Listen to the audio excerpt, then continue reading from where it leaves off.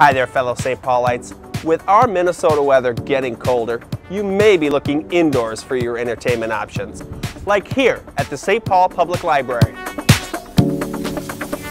The St. Paul Public Library system has tons of great events, programs, and classes for all ages. You may think library programs are all puppet shows and story times, but there's so much more. Not that there's anything wrong with those things.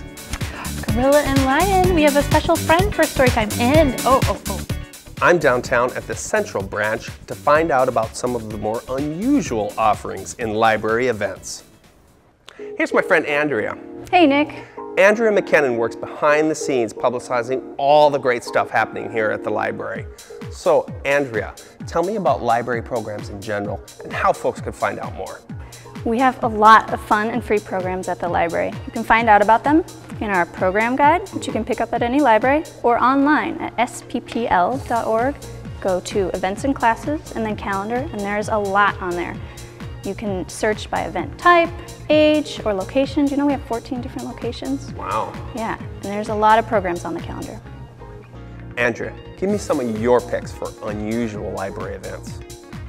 Ooh, that's tough. There's a lot of good ones. We just finished our steampunk series, and that included an interactive murder mystery, tiny top hat making and other steampunk crafts, and a steampunk band playing here at Central Library. We bring bands here a lot, and they're some of our biggest attractions. We're in the middle of our Gypsy Fest right now. That's flamenco jazz, performances, music, and dance. And coming up in February, we have Black History Month programs. So does the library do all of this by themselves? Well, a lot of what I'm talking about was made possible by the Minnesota Arts and Cultural Heritage Fund, which was set aside by the Legacy Amendment. And also we have some terrific partnerships. For example, we work with Pioneer Press to host workshops on genealogy, on digital photo editing, and coming up on social media. We work with the Science Museum a lot, they're great. An example of that is our Teen Tech Crew. Teen Tech Crew is a group of teens that were trained at the Science Museum to teach other teens about technology. And they come to 3 different libraries once a month and teach really cool workshops on solar-powered robots to building giant structures, fun stuff. We have McNally Smith. We've worked with them to have hip-hop workshops for teens. And then there's also this awesome sound art duo, Beatrix JAR, and they do workshops teaching teens how to make musical instruments out of old kids' toys. Really neat. I love electronic music, so that sounds like something I've got to check out. Nick, it happens tonight at the North End Teen Zone. I think you can make it. Thanks, Andrea. The North End Teen Zone is part of St. Paul Parks and Recreation's Rice Rec Center, just down the block from the Rice Street Library. Parks and libraries often share facilities to make best use of limited resources. Well, here we are at the Teen Zone, and electronic music duo Beatrix JAR is setting up for their circuit bending workshop. Let's see if we can get a minute of their time. Hey guys. Oh, hi Nick.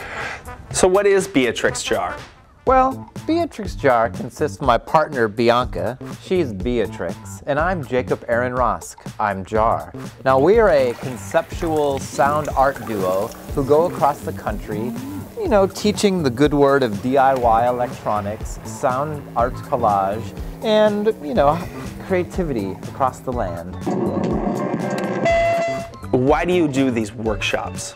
Everyone encounters toys as they're growing up and stuff, and the companies mass produce these toys, so it's kind of a cool way for us to recycle things that have been overly manufactured and turn them into new musical instruments.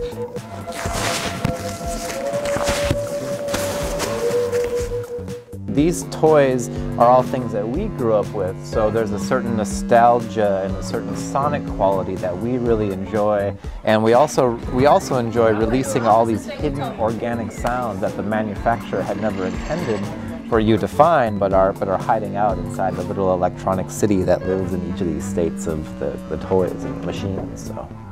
So talk about working with kids and teens. Well, I think you could probably tell we're big kids ourselves, you know, because we have all these toys and we're making toys.